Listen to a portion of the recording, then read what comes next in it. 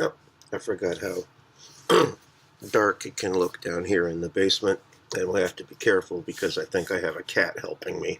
So let's do what we can here.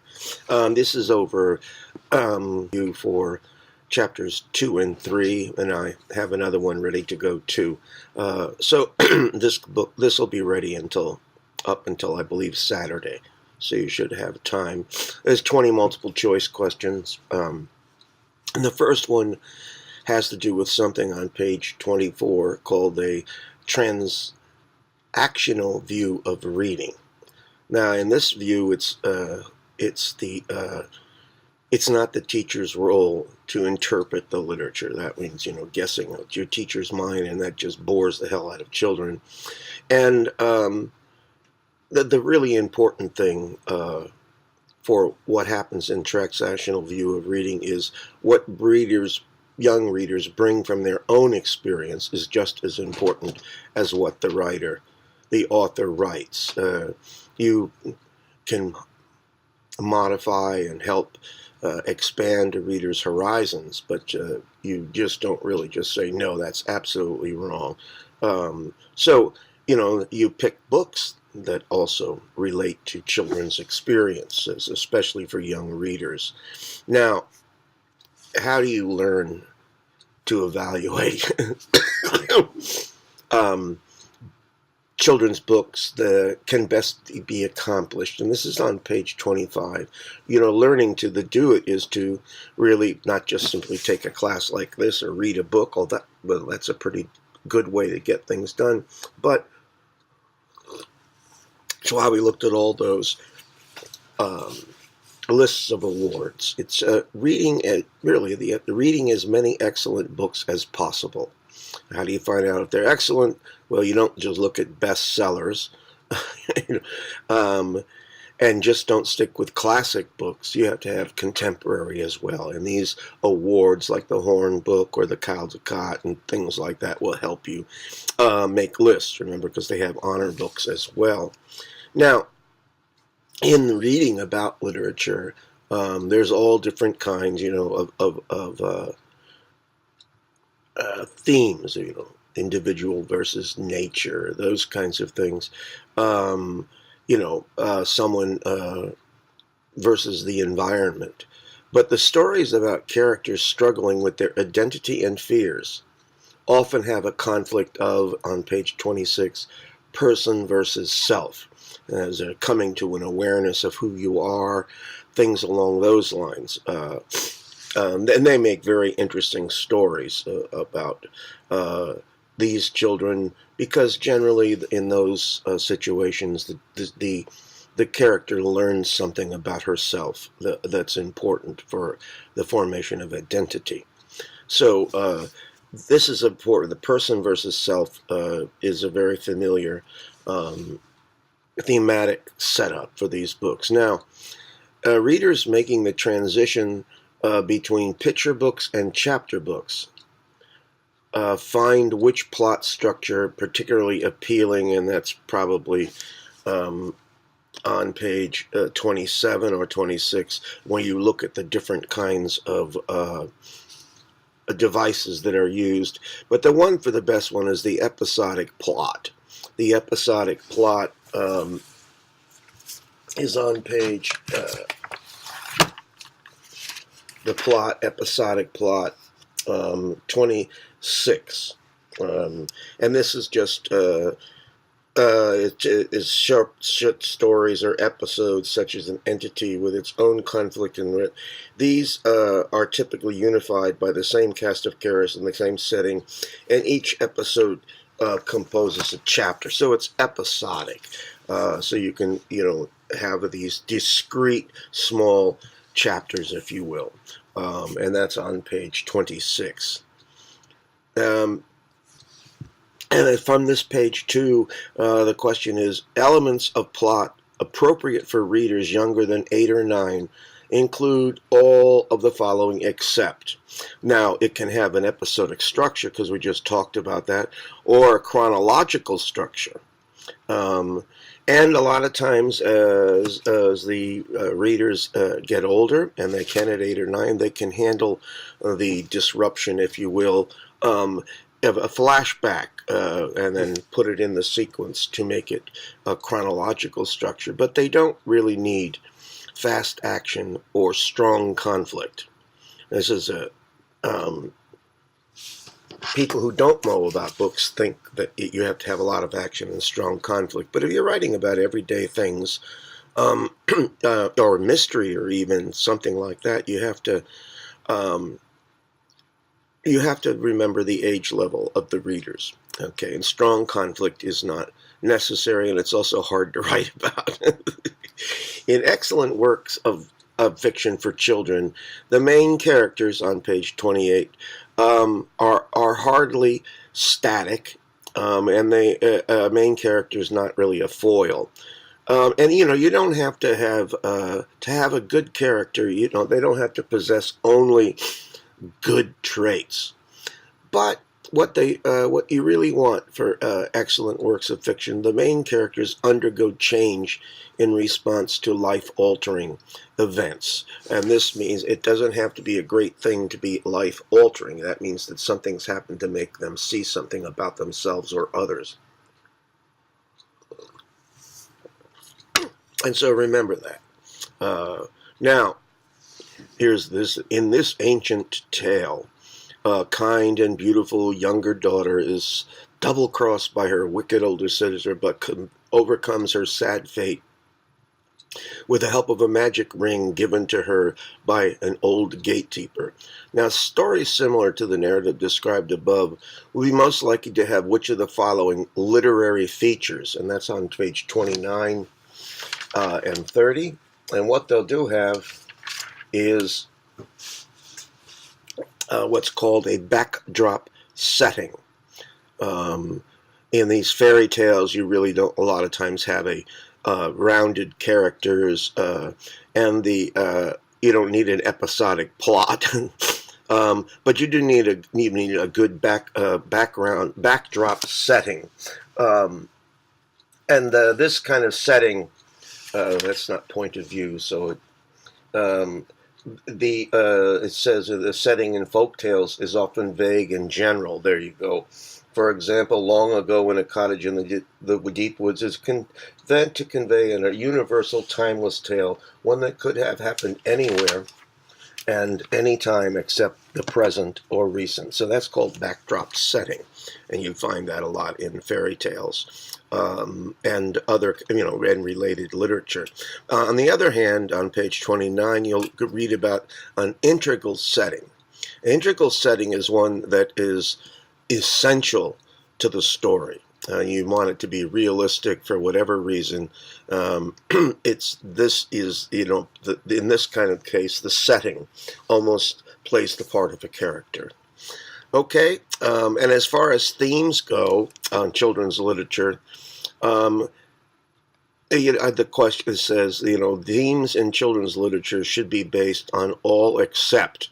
Well, you really, in all your books, you want a communication of truth. You want to hold children's attention without being preachy. Children don't like to be lectured to, just as much as you do. And you should have feature, a lot of the times, high moral, ethical standards. But what you won't want to do in any of the genres we just read for today about poetry, for instance, you don't want nostalgic reflection on earlier days, or to make that completely obvious. You have the children don't view their childhood as nostalgic, okay? It's not maybe wasted on youngsters, someone would say. Now, the other thing is about narration, and I've just been picking out some of the major features. And if the narrative of a story can see into the minds of all story characters, the author has chosen to tell the story from, on page 31, not a shifting point of view, or a third-person point of view, which is isolated to one character generally, or a number, as in a limited, omniscient point of view. But if the if the narrator, who doesn't have to be a character, can see into all the stories, all the characters' minds, it's called an omniscient point of view. An omniscient point of view, and you'll see that on page 31, where you also find shifting point of view. And in a shifting point of view, it is not the same as a limited omniscient point of view. This kind of view permits the reader to see several characters' point of views, not all of them, but you go into the head of individual characters, but not all of them. And certainly it's not a limited, limited omniscience is, let me see, I'm trying to find it for you. Limited omniscience is the story is told in a third person, but the reader knows only what the particular character can see and understand. This technique is called limited omniscience. So a lot of detective stories are like that. You only learn what the detective knows. Well, so you can have several points of view then in a shifting point of view. And then with respect to illustration, you want to be effective, okay? Illustrations in children's books they don't have to be all colorful. You don't have to have one on each page. And they're often cartoons, so they're not realistic and true to life. But what they have to do is contribute to the story's meaning. That is to say, illustration in children's books, whether they're picture book, where the picture dominates the words, or they're in a book like the one I've been reading on The Wind in the Willows.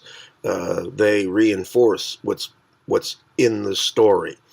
So they have to contribute to the story's meaning. Cat books were out because they pay a lot of money for the stamp to be able to make excuse me, to make the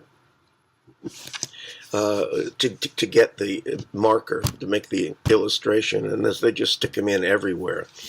Now, visual elements, of course, are very important, and they may define an outline of an illustration, define the outline of objects in an illustration, or suggest action or emotion. Is on page 36. It is the line, and not necessarily the shape or the texture, which you can feel, or the color.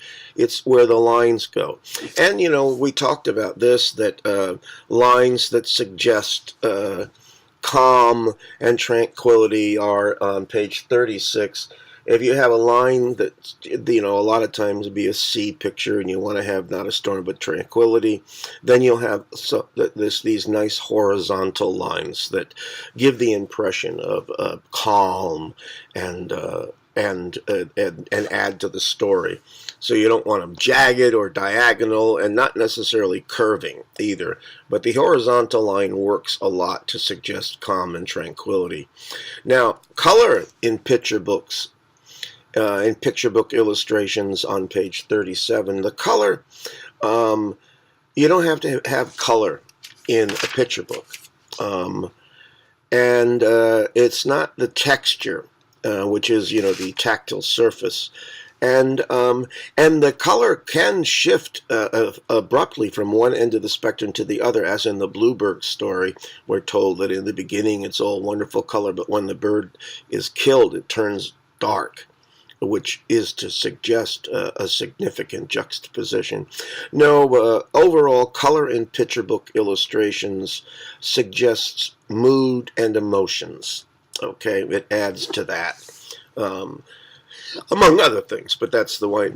Now, we're talking too here about more of the elements, literary elements, but line, color, texture, shape, and composition are, and these you can see on page 36 and 37, visual elements.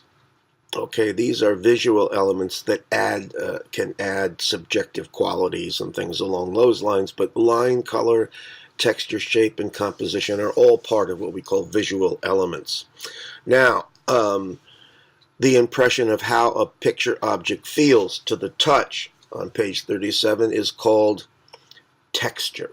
And remember, touch and feel books and all these others, that is another way to engage particularly young readers. They can feel the rabbit or whatever. Now, we also talked about different kinds of art. We're watching a movie about impressionistic art, or there's expressionistic, there's surrealism, and there's folk art. But the artistic style that communicates an emotional experience more than an external reality. Emotional experience more than external reality on page 40 is abstract art. Now, that would be abstract art is interesting. Of course, for the very, very young, it might be a little bit over their heads, but otherwise, it does allow for abstract uses an intrinsic geometric forms and surface qualities with little direct representation of object to emphasize the mood and feeling. Graphic design, and you see some alphabet books that may fall into that category. Now, artistic style usually seen in picture books set in a distant past and supposedly representative of the artistic style prevalent in the culture featured in the story is called, on page 40, folk art. Folk art is usually artistic prevalent in the culture featured in the story.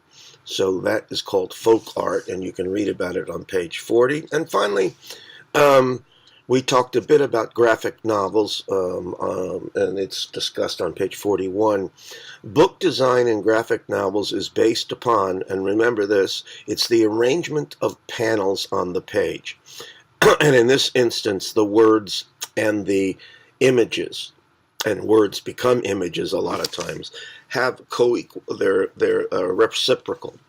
So in an illustrated book, largely as in The Wind in the Willows, the pictures are there to reinforce what the words have to say, and in picture books, the images dominate the words. But in a graphic novel, through the arrangements of panels on a page, you have a different kind of dynamic that involves, I believe, the reader much more, or reader appreciator, when you run out of things to say, because images and words are not looked at the same way. And someone reminds me, I'll talk about that in class. Just remember, it's the arrangement of panels on the page, and there's a border generally between the panels. In the most instances, sometimes we have what I call the flash page, where it's a complete page and with only one panel, but that's meant as an object almost to call attention to something that the creator sees as important. So do a good job. I'll have another one up for you soon enough. And I have to turn this off.